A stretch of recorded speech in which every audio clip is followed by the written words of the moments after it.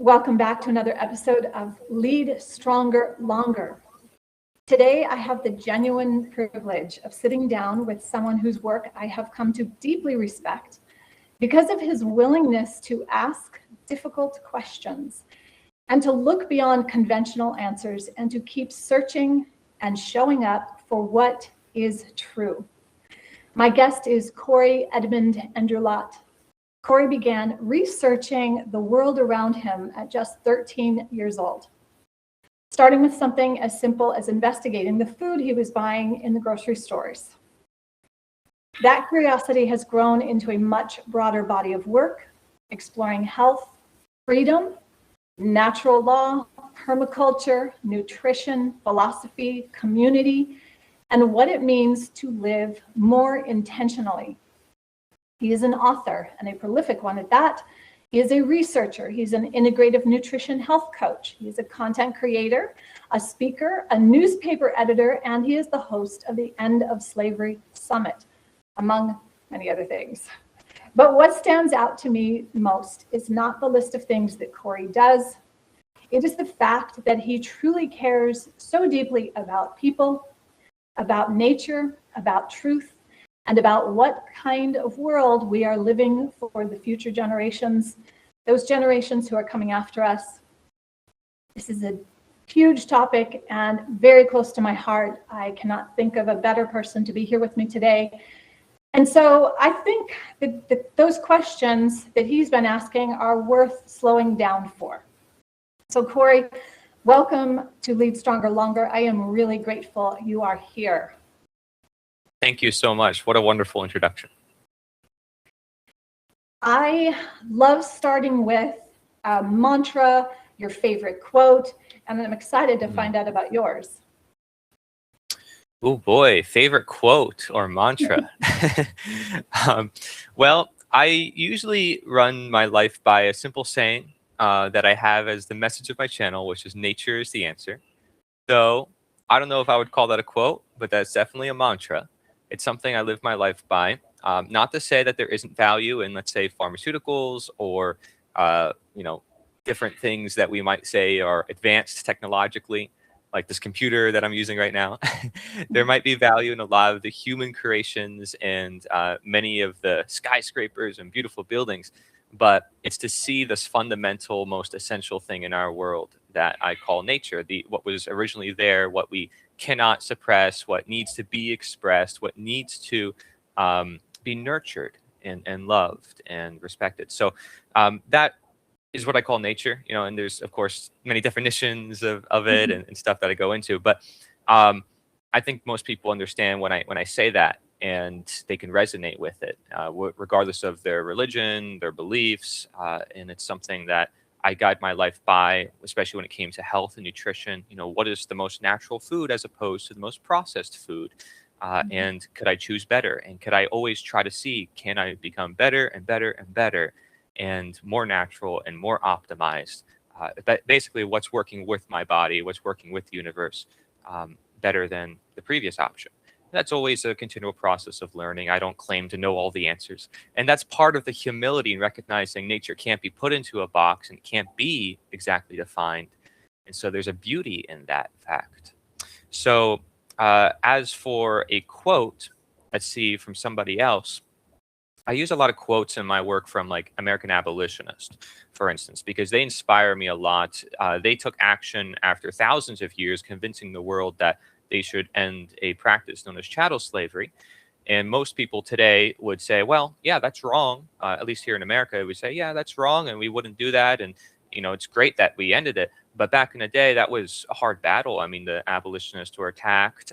They were accused of doing things that they didn't do. They were very peaceful people, but they were basically having to go against the general conscience of the nation, even all the churches and all the institutions that were basically supporting slavery. They had to break away, make their own towns. They had to create their own economic systems and food systems. It was absolutely inspiring when you get into that material, not just looking at like the brutality of slavery and what happened as we might learn in school, but the action steps and the perseverance and the courage it took to actually overcome evil, which I think people are feeling now. It's like, how do we overcome all this stuff that's happening in the world? How do we confront it and face it? It could seem rather daunting at times, but if we look at history, we can see a lot of examples. So anyways, back to the quote. I think what comes to mind would be a Buddha quote, or at least it's associated with Buddha, which is, there's only two paths to the truth, and that is, mistakes on that path. In fact, one would be not starting, and the other would be not going all the way. And that is a really good guiding principle, because it tells us we have to take that step of courage, and then we have to consider, am I doing my best in that path? So I can, optimize my life, as I said, with, trying to figure out what is most natural, what is the most moral decision. What is the one that's going to care for all people, not just in a certain limited country, or just for myself or for my family. It's good to care about your nation, your country, the people and your family and yourself, but to consider that there might be ideas that are universal and timeless that everybody can agree to or generally understand is something I always try to seek. Like, how do we bring people together in this world of mass information, of so many competing ideas, of people who think that they're right and have to convince others that they're wrong? It's rather challenging, especially for my generation, as we grow up in this world. We're like, what do we believe? Who am I? You compare yourself to everything around you. You go on social media, and everybody's got an identity that they want to share. And if you don't uphold that identity, you're going to be judged or pressured, right? And so then we judge ourselves the most. We're our own worst critic, and it comes to affect our health. And then later down the road, we might have an awakening, sometimes a rude awakening. We learn from experience, and then we finally start to realize, hey, this is who I am all this time, and I got to go back into myself and find myself. That is so much that you just shared. And at first I was thinking, okay, everything you're saying is so, to me, common sense, that you would think everyone would feel this way fundamentally. And then as you did start to describe those identities that we misidentify ourselves with, because to me, the moment you identify yourself as that, you are separating yourself from nature and the whole. Now, you were talking from a perspective of wholeness, which I am all about, and I believe that is the way to lead ultimately. And just so much there. So I could pull a lot of strings that you just shared, but I'm going to stick with my questions, because I'd really like to know. And as you know, folks learn from stories. And you talked a little bit, you almost started going off on your own journey, and then you find out, oh, I've been doing it all along. So can you share with us that pivotal moment, that story where you were hit? Now, it might have been that 13-year-old, but I bet there was something even prior to that even had you recognize. So I'm curious, is there a catalyst in your life that shifted you? Shook you, woke you up, and can you share with us that transition? Thank you. Yeah, it's a good question. It's actually one I like to ask other people too, because I love to know when someone gets really deep into psychology. I'm like, what made you get into this? It's like, I would love to know, like, how do you know all this information? And I'm just like sitting there in awe with the people that I meet on the daily, and hearing people's experiences. It's mind blowing. So I would say that in part definitely shapes me. I hang out with a lot of older folks who share with me their wisdom and their feelings about the world. And I would say the majority of ones I come across feel like the 80s were way more fun, let's say, than the current day. The music, the culture was much better. Or, the 60s, you had all these different things going on, people protesting war. I tend to stick around with a lot of older folks and have deep conversations, but it's a combination of that and journaling, asking a lot of questions, a very infatuation and care for the mystery of the universe. Late nights, sitting under the stars, watching the moon, really sitting in that state of presence in nature and doing a lot of deep reflecting, or even weeks of crying and trying to figure out barriers in my own mind, or contemplating with music, in like just laying in one position and with a headset on, and eventually tuning out and then lucid dreaming. These are experiences that I've had, and I think they all influence me.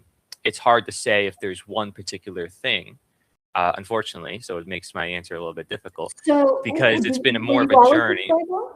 Okay, so I get that. So the journey, and I love that, and especially that you're willing to go deep inside and do the internal work. And my work is working in, right? We can work out, but we also need to spend time working in. And it sounds to me I like love that. you developed that process. When did you start doing that? And was there something that had you turn from looking out to looking in? Or were you born that way?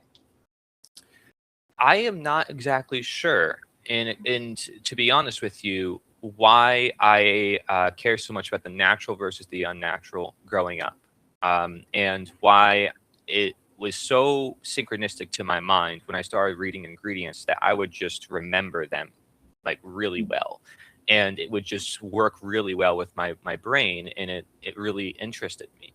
I don't think I can explain that other than maybe that was just my predisposition kind of coming into this life. And I think like love is definitely the number one thing that comes to mind when you ask that question, because my parents were very supportive in that process. If my parents were not supportive of me, regardless of the fact that they didn't know anything about nutrition or food or anything about all the stuff I'm talking about, just being supportive alone, I think, led me in the right direction. So they shared love for me, and then I saw my love for the world. And that's how I just came into these contradictions and my own morality, where I was like, I want to do good. And I was always obedient, and I never disobeyed authority figures of any kind. And then I realized that just because you're following an authority does not mean you're doing the right thing. Because if you want to do the right thing, and that is within your heart, you will run into that inevitable realization that it's not the same thing as just doing what you're told as you grow up and as you mature and develop your own mind. So it was a natural result, truly, of having the freedom and having the support of a family that would support you no matter what. Because I was obese too as a child, and I would get bullied, and I didn't have many friends, so I had imaginary friends. I would talk to myself, so that would probably assist to the reflection process. But I would also talk to my parents. I'd share everything with them. I would feedback, give like a little loop. So like if I learned something, I'd tell my parents. That would reinforce it in my brain, help it sink in deeper, and help me gain further context. Then I'd have a conversation with, let's say, somebody else, and I'd get their perspective on it, and now I'm opening my worldview. Most of what I've learned, I try to learn mostly through observation. I always call it like a first person experience, because if you aren't seeing it yourself, you're less likely to know if it's true.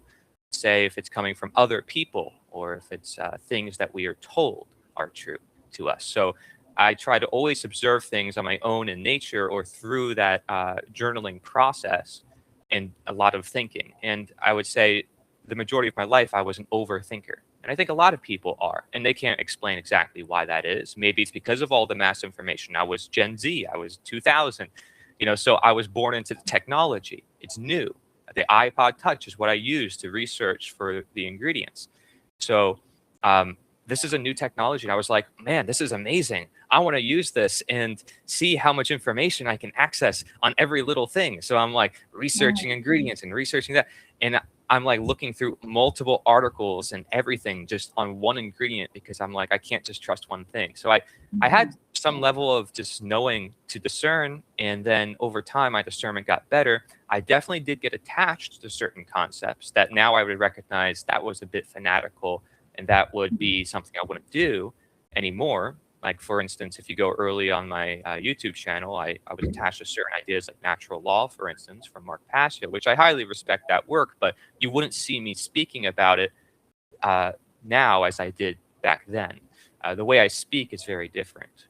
I've evolved a lot as a person, as you would expect. A lot of people would probably say to me, like, you know, when I was your age, I was doing drugs or I was on the street or whatever. And I don't take that as a compliment, because they also learn from their experiences. We're all on different paths. And so we're always trying to become better. And that's why I said this interview, started it by saying, you know, I don't know it all, and I'm still developing. However, through that process of reflection, you know, we can gain a better grasp on what we believe to be true. Oh my goodness. I knew, and I think I saw some of your videos a few years ago. When I first heard you, saw you expressing your truth, and then you were frequent and consistent, I knew there was something very different about you. Now, I didn't know you were very young, but there is something about that is really powerful, in that your clarity came through right along with your conviction. And that was what had me so like, I want to know more about this person. Your conviction and your clarity has continued to remain consistent, steadfast, and it is palpable. It is definitely, I mean, I have chills, because I know that we need leaders like you out there speaking up, doing the work. You're not just out there speaking, you are literally doing and guiding and mentoring and sharing nonstop. So I admire that completely, but I want to reflect on a couple of things that you said, because it's very powerful. And you said love and support. And to me, that is true leadership. And then you went on the other side and said you were an absolute, you never disobeyed. You were not necessarily an order follower, but you were obedient. And that is the antithesis to what true leadership would create. And I think that that's something that I want to keep reminding anyone and each of us, that we must lead ourselves. And listen to what Cory just said. He said through two pieces, love and support. Support of this natural curiosity and desire to know and understand. And then when you saw this worldwide amount of data that was at your fingertips, you're like, give it to me, all of it. I'll take it. That's it. Give it. And then you shared, because that was your way to process, which I so love. And when we can understand that, I think we can allow ourselves to shift out of being the order followers. And this, one of the reasons that I do this podcast is because we can talk, we can discuss, I can hear, I can learn, I can grow, and really, at the end of the day, this is taking action on even one thing. Like I really, this piece around what you said with feedback loop, I think that is super important, especially when you're not in the same piece, because you also said another key word, and that is discernment. And leaders, we need to discern. That is really our work, is to discern so that we can guide better. So much that you've said, just so amazing. And then, you know, I don't need to get too much into age. I have a 17 and a 20-year-old, and I'm in awe of them. So the work that you're doing and that you keep doing is only just exactly your path and exactly what you should be doing. And I want to support that. So it doesn't matter your age, but come on, let's just go ahead and acknowledge it. Wow. And awesome, Mom and Dad. Awesome. So I'll just send a whoosh of love and just like, thank you. Thank you, Mom and Dad, because thank you. Here you are. What a gift. Okay, you said a lot and you almost answered my next question. I think you did answer it, but I want to see if we can unpack it a little bit further.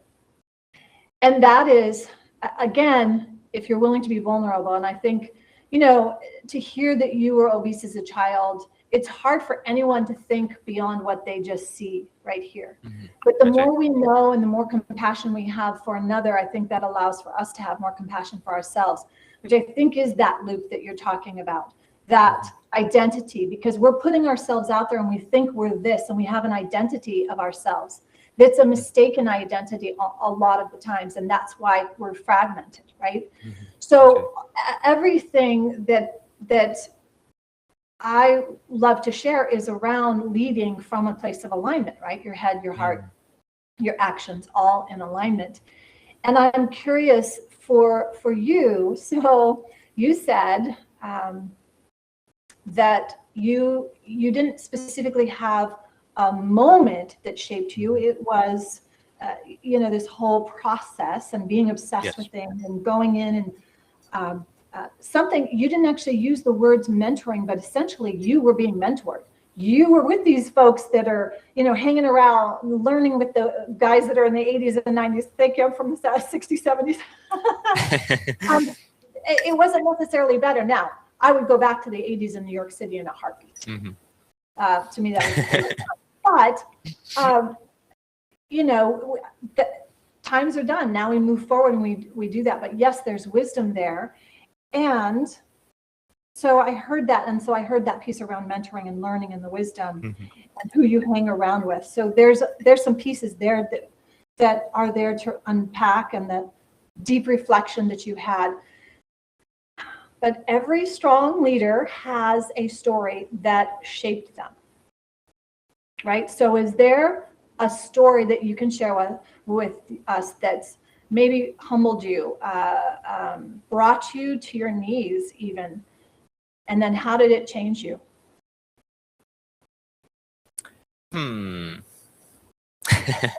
See, there might be some things that maybe I'm not thinking of, but I feel like if it was rather important, it would come right to me, right? So I'm going to ask you this, unless you have something. Go ahead. Yeah, go ahead. Because I believe I found you through my connection and search during a time in the last 5 years where I found Mark Passio. Mm-hmm. And when you said your earlier work and Mark Passio has a body of work that is worth investigating, but it is not for the faint of heart. That's right. And I'm curious, especially because he's a leader in a field of putting forth a message repeatedly to basically, these are my words, win the race of the system, the machine that is putting out dark, inverted, twisted ideas that are literally dismantling who we truly are at our nature. And that is one thing. And there's a lot of truth in that. However, it's not necessarily the only path to wake up and to share. So I'm wondering if you can share then, because much of my audience did come from, in this recent time of natural law, because I had Will Keller on, and then we talk about these things, especially because I dove in head first, and it was terrifying for me because, I come from a place of wanting love and nurturing, and I did not get that from Mark. It was very heavy, very dark, very scary, as people say, black pilled, etc. No, I mean, and that's why I was attracted to you. And that's why I was really, I loved what you were saying. I was very attracted to your message. It was cleaner to me. Again, not saying anything bad about Mark. He is a leader and he is guiding in his way. And that's awesome. Yes. Well, my question then goes back to, especially because you did say your earlier work and then you shifted. So would you be willing to share on that? Yes, absolutely. I've been pretty vocal about it in a lot of recent appearances as well, because I want people who, let's say, already agree with me or who have a general understanding of a lot of the concepts that I share, which happens to be a lot of Mark Passio's audience, Right. to question themselves that Mhm. even when they think that they know something, are there, like as you mentioned, other ways to get to the same truths? And from my studies, there absolutely are. And Mark is not claiming to be the exclusive sole arbiter of natural law and the things that he shares. In fact, he often references in his material that that he shouldn't be having to share basic morality with the population. He finds it quite Right. silly. And Yes. he makes it more of a moral obligation on behalf of himself, sort of like a drudgery of its own, having to teach the world concepts that he believes they should already understand. Right. So, from that perspective, it's quite interesting. But also from another perspective, he says natural law is the only solution. And then he has certain definitions and practices associated with it. So some people, not all people, but some may grow attached to a fanatical extreme where they say this is the only path and these definitions are the only definitions. And if we don't follow that explicitly, as said, even though someone could be taking action that is definitely aligned to that definition using a different definition, and Mark Passio shares a bunch of different, let's say, other forms of natural law like golden rule, consequentialism, karma, etc., law of attraction. These, the fixation we have, let's say, on his particular wordage, because he's a very good speaker and his slides are very specific and laid out in a very simple format for people to learn, can be a downside, right? So the way I look at it is in Health Revealed, we also call something like the scorpion effect. What happens is people often have a lot of trauma as they start to wake up to what's going on. So they are attached to the current system and what they are used to and comfortable. And so then they get challenged by a new belief. They might attach to that new belief. They might just put, their energy, their resource into this new thing that they found in the same way they did before, not realizing that that attachment, that fanaticism itself can actually be part of the problem. So, someone maybe is overly political, finds my content on Mark Passio, says, oh my gosh, this is the answer. It's to everything, right? Of course, I think it's worth learning, like, okay, what causes that shift and what made them come to that understanding. But if they grow so attached to it, they have to be careful because it can cause more division with the people that they want to help. And it can prevent further learning or further refinement on their own behalf to expand on those concepts. Like I have with creating my own philosophy called Natureosophy, which I sort of credit coming out of Mark Passio's natural law to some extent, but mixing with a lot of my own reflections from my own journaling. Because again, my belief was to always take things from a first person perspective, your own observations. If natural law is the truth and it's all around us present, then it doesn't need Mark to be learned from. But, the number one compliment Mark gets is, man, you're saying everything that I already knew. You just put it into perfect terms. Yeah. So it's just this material fixation that I am warning about when it comes to the words and the slides and the persona, which, Mark even says in the beginning of his presentation, don't focus on me and who I am. But I see some people almost exclusively, it's all Mark and all his definitions. And I think, again, it's okay. It's a stepping stone because I was there in my channel. You'll see I'm repeating verbatim certain definitions. But if you're willing to explore and discover and start to find your own best way of expressing that same information, you can actually be more effective. And so that's what happened to me. I refined it. I questioned it. I was like, why are there conflicts with, let's say, with the vegan community? Why are there conflicts with Patrick Smith, not governor, who is a fantastic individual who challenged some of the underlying philosophies in natural law? And I welcomed it. I applauded it because he did it in a very respectful way. Some others didn't like that very much. I was like, this is really interesting. This is awesome. So for me, that's like an opportunity to say, these are people who agree with us, but they disagree with us. Now, why is that? Right. And then that helps us help more people, essentially.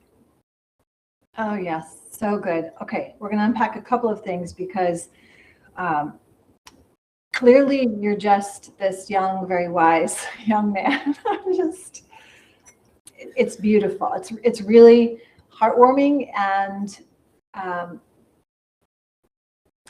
was going to say reassuring, but it's you're clearly very intelligent, and I truly hope this is the one thing that elders, folks in my age and mentors in our 50s, 60s, 70s, 80s, even 90s have, that's often missing in youth, is the patience and the vigilance and the diligence to continue to question. And you said it, this fixation is the antithesis to, if you're not going to stay curious, if you're not going to continue to question and be okay to question, Yes, you've lost already. So I think that that's huge. That is definitely something I wanted to mirror back. You said so many key things here, pieces around the moral obligation. I'll talk about a couple of other things. And then I want to go back to you specifically because, key things you said, exploring, discovering, and that over time you're allowing this questioning, but being respectful and allowing, especially like, and constantly staying curious, especially when someone does come in and maybe doesn't necessarily attack, or it could be an attack, but you don't take it personally. Instead, you stay open and curious. And that is truly, those are skills of a leader. Those are skills of a true leader who is here to guide a movement, a family, and shift the current trajectory. Yes. Very interesting. Okay, so then let me look at it this way, because what I want to come back to then is the fact that you are a leader. You are so prolific. You didn't start out that way. Clearly, you had your own boundaries or your own, I won't even say baggage boundaries, but when we carry weight, and I often talk about that, it's not just the physical weight. A lot we carry a mental weight and a heavy because of the trauma, but then it also can show up in the physical weight of pain. It doesn't matter what size you are, but those types of things, especially when we are living in a society, specifically, I think, I can't speak for Canada, but I can speak for the United States. Across the United States, the food is poisoned, the air is poisoned, the water is poisoned, absolutely intentionally and put out there. And that's not a conspiracy theory. That's literally facts. And that's even allowed or even happening is still unfathomable to me. But to be able to look at that and question that, and not many can do that, unfortunately. Not many are willing, because they're in the assembly line of, I got to pay my rent, I've got to get my bills, I've got to do this, I've got to do this, and that is the intentional assembly line, right? Instead of being able to break out of it so that you can think differently, so that you can speak differently. Now, you already gave us the clue that you came from love and support. So no matter what, you had love and support. What would you suggest to up and coming leaders? And it wouldn't even matter in age, but since you are representing a certain demographic, what would you recommend to those who do have something calling in them, like that seed, who knows that it is an apple tree or it is a redwood, and there's a lot that's going to grow into that redwood that's been, you know what I mean? So that seed that's within you, that's clearly needing love and support and nurture and nourishment, and also the time to go into the dark and look and investigate, whether it's with music or without, or journaling, and all of those things you said. You literally described nature unfolding. What can you share with us for those who want to lead and lead stronger, longer? Yeah. Well, we are all leaders. In many aspects of our lives, we may disempower ourselves and say, I can't do it, or I'm not a leader, or whatever silly things that we tell ourselves. And there's a reason why people are following what's called affirmations nowadays, to sort of tell themselves, I can do it, and it is possible. Maybe even phrasing it in a question format. Is it possible? Why is it I feel this way? And just getting really curious, a lot of the things I've previously mentioned, as you mentioned, are sort of prerequisites for leadership. And I've learned a lot about leadership through the various projects that I've created, because I was unafraid to experiment. So with my mystery and my curiosity, ever since a very young age, I probably could have mentioned this, but I have been an inventor, and I've always said, I wanted to be an inventor. Growing up, and people would tell me, well, you're going to dream about different things that you want to invent. I had family members say they're going to come to you in dreams. And I think they came to me in many different ways, but I call it ingenuity, usually seeing what currently exists and then how to make it better. And funny enough, I wrote a really small, like 50-page short book called The Legends of Lordaeron, which was like a fictional book when I was very young. And I, had this fascination with making my own bookstore and stuff called Cory's Learning Center, CLC, Census. I had a whole branding to its own. I would create towns. I would create simulation experiments for all sorts of ideas. I would merge board games and card games together. It's just something within me to want to create. And I'd say whatever your strengths are and whatever you love to do, just go deeper into it. Follow your heart, follow your passion. I think that very most basic advice that goes overlooked, or that you should do, but may suppress it because of the modern world, you have to ask yourself, what are your true priorities, and can you find time to engage in that which is really important. Like for me, I'm dreaming, I'm thinking almost all the time about my next book and my next video. And a lot of content creators have the same habit of constantly thinking about it. They cannot get it off their mind. Now, again, it could be difficult if it's an attachment. You don't want to be too fanatical.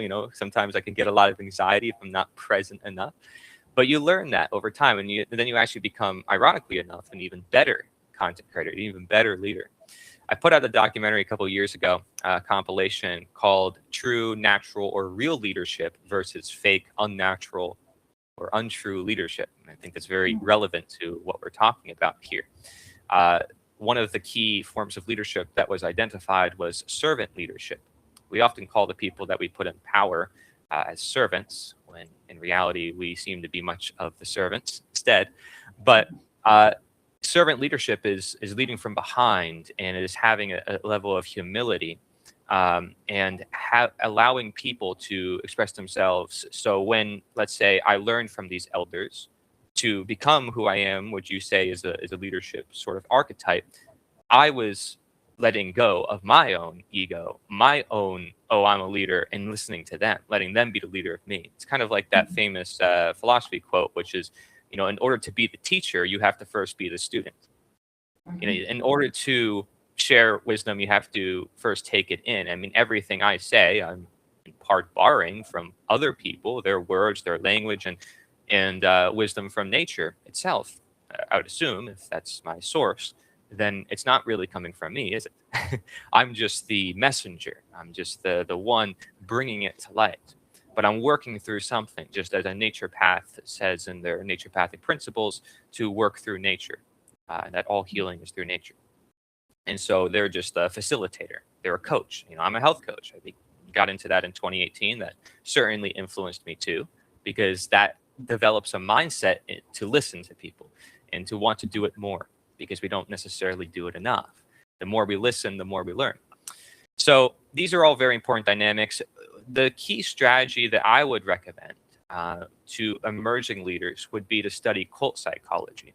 I find it to be the most root-targeting, most expansive understanding of a lot of the concepts that, Mark Pasio and a lot of the various people share in the communities regarding shadow work and regarding authoritarian structures, institutional power, etc.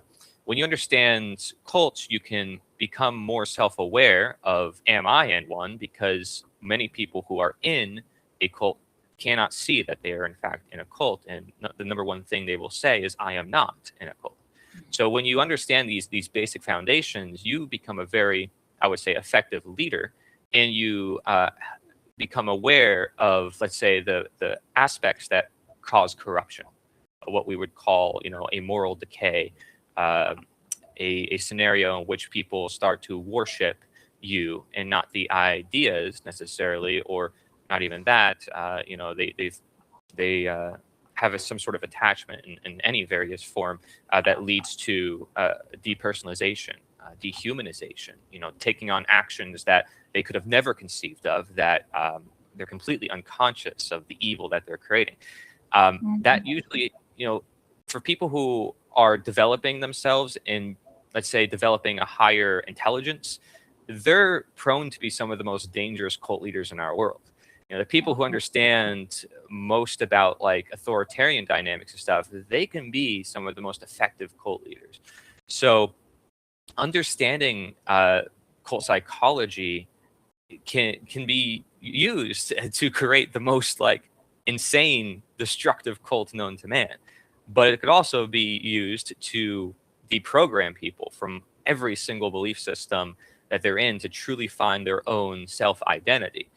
So I believe, if you look at like a lot of the famous figures in history and cult leaders, in their childhoods and the traumas they went through, and then you look at what they read and what they were fascinated by, you would start to see that a lot of them were reading stuff about other leaders and cult figures, and they used those strategies, against the population. And then the population, not knowing those tactics, not knowing what was happening, they fell right into the trap. So knowledge is quite literally power. And if you have that power and then you share it with others, I would say then you will be a leader that inspires and empowers and helps other people become leaders. That to me is a true leader, versus a leader who exploits and controls. That would be a cult leader. That would be a master in the wrong sense. It would be a ruler, right? And so we can differentiate a leader versus a ruler, a master of someone who has mastery over themselves and of the universe, versus a master over another individual and their own self-identity. So it's about time and place, as I say in Naturosophy, and knowing, that time tells all truth, and that knowledge is power. And as Socrates says, the only good is knowledge, the only evil is ignorance. Or Osho would even correlate morality with consciousness. These are more expanded definitions than, let's say, just saying a right action doesn't cause harm and a wrong action, does. It helps us see that it's much more nuanced, because there's a lot of tactics that can be used where someone tries to justify harm and they try to justify immoral behavior, and that's where this cult psychology comes in. Okay, you said so much there. There's like that whole body of knowledge right there. I just want to unravel that. And okay, then are there specific books that someone can go and study on cult psychology right now? Can you name a couple of them? I am very much appreciative of Amanda Montell's work regarding cult psychology, because she's one of the few experts, so-called, in the nation on the topic of cults, where she's willing to criticize anything and everything and look at the language, which is often at the roots to this manipulation. She's a linguist, and I really appreciate that. So I talk about that in my documentary called Cult World, which I would recommend to anybody interested in furthering their understanding, where we basically ask questions about the biggest institutions in our world, unafraid to say, why is it that when you go to, let's say, the doctors, their YouTube, which has like, I think 5 million subscribers, they have a video talking about how to avoid cults. The number one comment in that video is, this sounds a lot like government, religion, and banks and everything, right? So people know, like, when they start learning about cult psychology, they're like, this sounds like everything around me. But the cult experts in our country are unwilling to criticize these main institutions. And I've been rather critical of that, because you even have two of the leading cult experts in the country, Rick Ross and another individual who escaped a political cult himself, he calls it a right-wing political cult, and then he wrote a book about the cult of Trump. They disagree on if Trump is a cult leader, and these are two of the leading figures in the nation. How could they disagree on the most powerful so-called leader in the world, which is the president of the United States, being a cult leader or not? I found that to be extremely disturbing. It's like if they can't figure out if he's a cult leader, then we have really no clue. I mean, they have all these discernments, like there's a destructive cult, there's a benign cult, and then there's just cultish. And it's like, well, then at a certain point, how do we know that you're not in one? And so these types of ideas. So right there, that's my question. Yes. Okay. So first I want to say Amanda Montel is who we would go ahead and read, but this Rick Ross, suggest it. We're not sure because there's already a dichotomy. They created a polarization. And so I think that that's important for us to understand, is remembering this and being able to come back to the present, look at what our own intention is, which is to understand, essentially expand our understanding. So we are expanding our consciousness and lead from that space, from a place of truth, from a place of, feeling everything. Because I think that when we're in this, we're in this dimension that we have the ability to use. I mean, you did as a health coach, you understand this, because there is the physical body.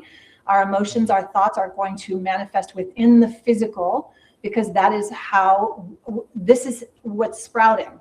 Okay, so the seeds are the emotions, the thoughts, the things we take into our mental soil, right? So in that, because there is so much, you almost started to say it, so I want you to get straight to it, because I don't want to lose you on this. Have you seen this? Have you discovered for yourself that there is a controlled opposition, as they say, for cult psychology immediately? Like the whole thing now coming out with Jay Shetty, that he was completely a plant and put forth. Yes. Same with Deepak Chopra, is that these kind of bubblegum leaders in the New Age movement were are actually put forth as I was going to say puppets, but whatever they are, because I'm sure they had some good intention at some point. Maybe, I don't know. We have to look at this and really start to understand. So this is why we have to keep pulling back questions. But if we keep asking questions, we have to still do. And so one thing I did want to bring up is that I noticed you have all these ideas, you're an inventor, ideas. I'm very similar in that way. And I would start so many projects that I didn't take to finish or completion, because I would start the next project. And so sometimes as a leader, we also have to learn to discern, which you said early on, what is the most valuable use of your time. And in this time, that is what I have to always go back to, is what is the most valuable use of my time? Is it to study more on cult psychology or natural law or this, or what am I going to spend my time on? Or wait a minute, because we could go endlessly into the world of that. But at some point as leaders, we have to decide. And once we decide, that means we have to cut off other paths, right? So that we can lead that and guide this specific to an actual outcome we want. Not necessarily the outcome, like I'm saying this is the outcome, but I mean an outcome that is optimal, right? An optimal outcome, right? So can you just wrap this up in a nice little bow if you can, on the opposition piece that you might be seeing, and just tell us with really clarity, I would avoid this. I've already been down that road. It's a dead end. Don't do this. This is useful, but this is a dead end. That kind of thing. I would love to know that. And then give us a specific book as your recommendation, or books. I will say it is difficult to suggest to someone not to look into something, because I am a very open-minded individual who likes to look into everything, because I think everything has value somewhere, and that requires discernment. That discernment has to be disciplined and practiced on. So having some level of attachment and having some of this baggage that we've been talking about is going to happen, and is okay. You have to trust yourself and just have the humility and try not to act on impulse, and just always try to do your best. So just wanted to put that out of the way. But so when it comes to cult psychology, the biggest opposition I see is you see a lot of documentaries out there, let's say from Netflix or major streaming platforms, and they only talk about select individual cults, small groups of people who do some crazy things, and they make a whole bunch of entertainment out of it. They aren't sharing all the strategies of how they got to that point necessarily, helping you understand or ask questions for yourself if you might be exhibiting some of those traits unconsciously, or if it takes on various forms. And this is the exact same thing that I ran into on the topic of slavery. I mean, again, I wrote a whole book about it, and I wouldn't make a documentary about Cult World if it wasn't for the fact that I saw nobody else share this perspective on this greater worldview, which is like, why aren't there talks about other forms of slavery or the nature of slavery as opposed to just the history and the brutalities of it? So it makes for a lot of traction and for a lot of entertainment to just focus on these bad people that we already know is bad and happened in the past, but not going to help us understand what might be here in the present that affects us directly, that we are actively engaged in. It's hard for historians to do that because it would compromise their own academia, their own credentials, to criticize institutions that they themselves and their colleagues are a part of. So, I mean, it's crazy to think of, but that would basically challenge everybody, whether they're a cult psychology expert or not, in their own fields of practice, because this happens. It's just conformity, it's just bias. And everybody, if they want to be human, if they are a truth seeker, will always ask themselves, what is the truth beyond the current circumstance? Because that's this idea of truth. It's like something that is permanent and here, always been here, but at the same time, this is where my opposites philosophy comes in. It evolves in the sense that we are always attaining it, and there's always different ways to interpret it. And the way we interpret it now as language changes is going to be different, 100 years from now as well. I mean, I look at the writings from the 1800s and the 1700s, and they write certainly different than we do nowadays. So I can recommend a text from then, though I might also have preferences in my own reading and my own interpretation. So, to save people time, I mean, I think it's not about how much time I can save as opposed to,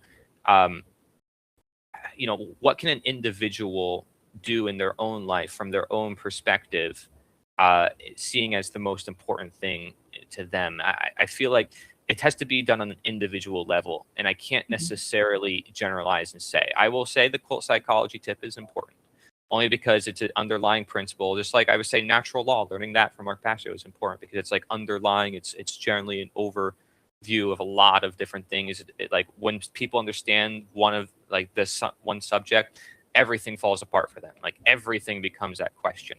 I love stuff like that because they're deep questions. They're what we call in integrative nutrition high mileage questions. They get somebody to talk, to think forever.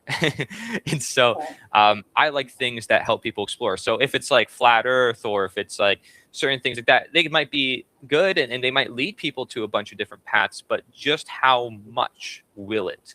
And I think something like natural law, for instance, as opposed to flat earth, just to compare two ideas, would help people expand their mind more and help them question more.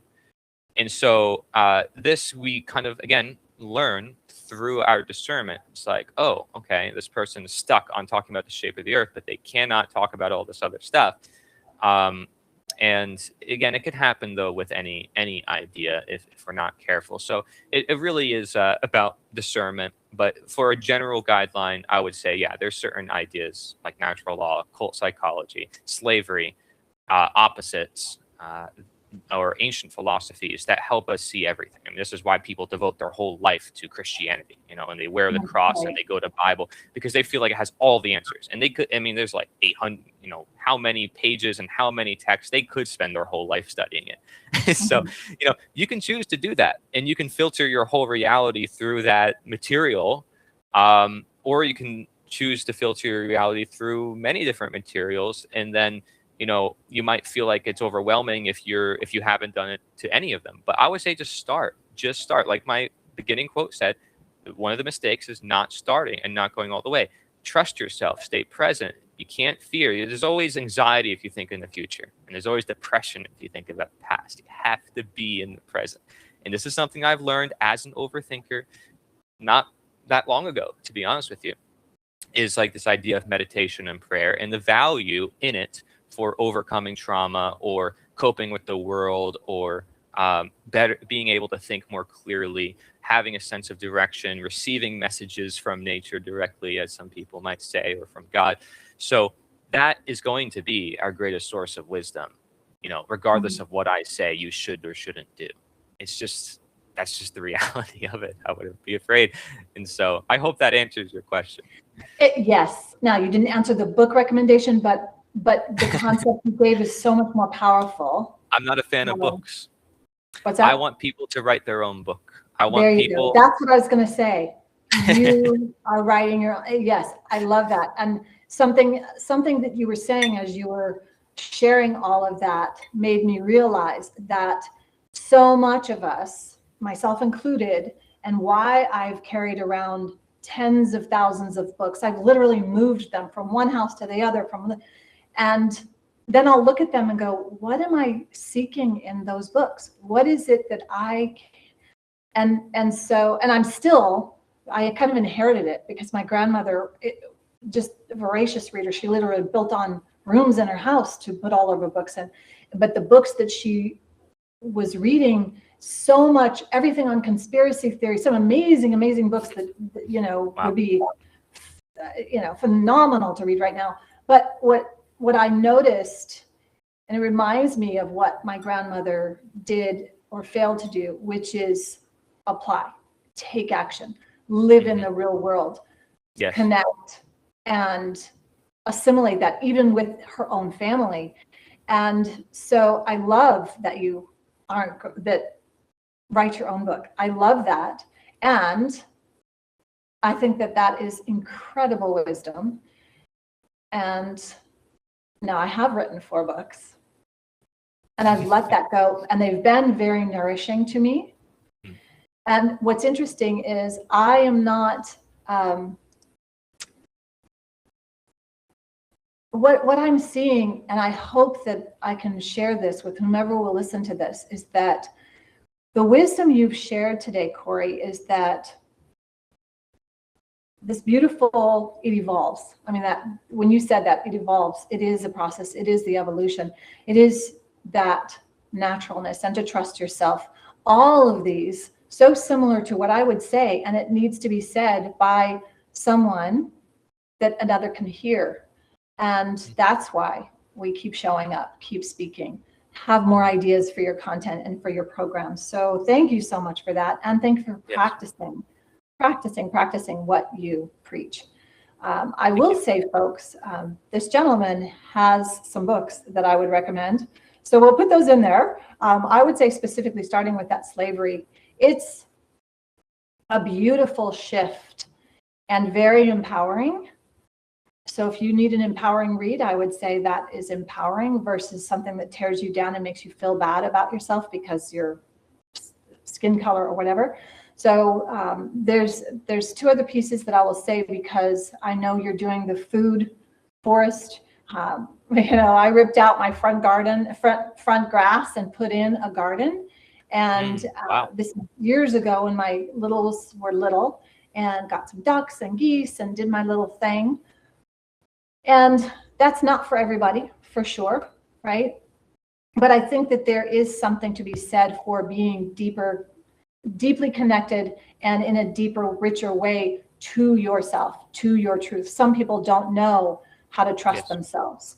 Even strong leaders who are high level up in, whether it's a cult of the government or a political position, and they have to, quote unquote, they're still a leader, but they're still a hierarchical that they're following someone else. And they are constantly second guessing. And there's a moment that they shift and split themselves from that truth. And then you can just look at that and it trickles down and it goes back up. It's that moment that we've lost trust with ourselves. That's what I talk about in my book, Stay Sane, because we lose that signal. And when we do, we're not anchored in that truth, in knowingness. And so even when you say, well, trust yourself, well, what does that mean? I'm kind of waffling or whatever. That's where we have to neutralize that noise. And what Cory is saying with regards to the cult psychology and educating yourself so that you understand is so that you can pull things back and you can look at things when something's in a book, just because it's written doesn't make it true.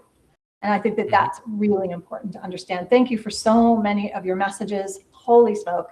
Thank you. Thank you. I appreciate not only the work you are doing, definitely the courage that it takes to keep questioning, and then also to keep voicing and expressing, when the answers aren't always comfortable, that's for sure. And even just putting yourself out there, it's definitely not comfortable, but that you do. And that is one of the things that I love about conversations like this, is that we don't have to agree on every conclusion, right? We don't have to, but we can continue to be willing, right, to think more deeply, to listen more carefully, right? You said question, keep questioning, stay curious.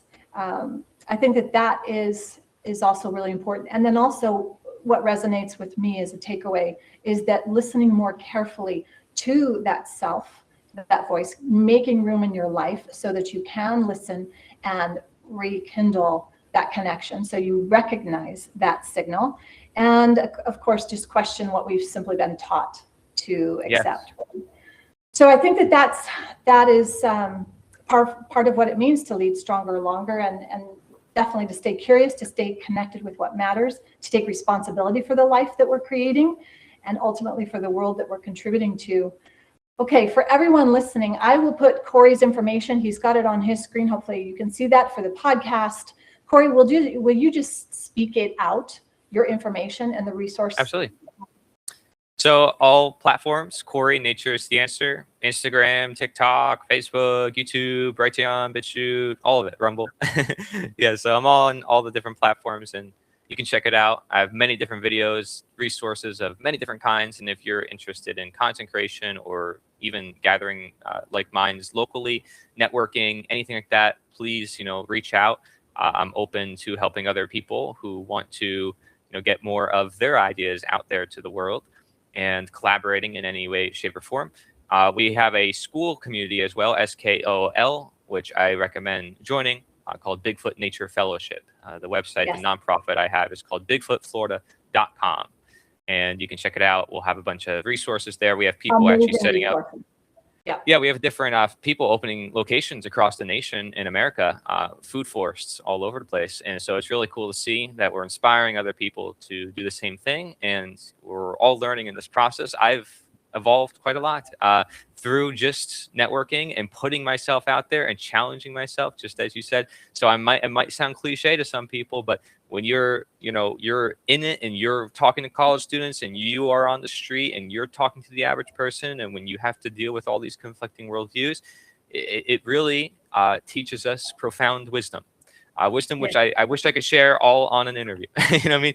But it's like something that you have to, it's something you have in your intuition. You're just like, wow, how is this possible? And you dream and you're like, whoa, so you have so much power, you have so much value, and believing yourself and trusting yourself is absolutely the key, to a lot of it, regardless of the message. Because like I said, what happened with my parents is they didn't know anything, but yet they created me. Somehow I ended up being this way, right? So it just tells you when you follow, when you support, when you give love, and you really listen, it can create wonderful results. So incredible. And I know you will continue to evolve, and I cannot wait to have you. I want to set a point in the future that I will have you back as you continue to evolve. Cory, thank you so much for being willing to have this conversation with me. I'm incredibly grateful, and thank you so much for continuing to seek and question and create and serve. So folks, until next time, keep leading strong and live long enough to enjoy the life that you are building.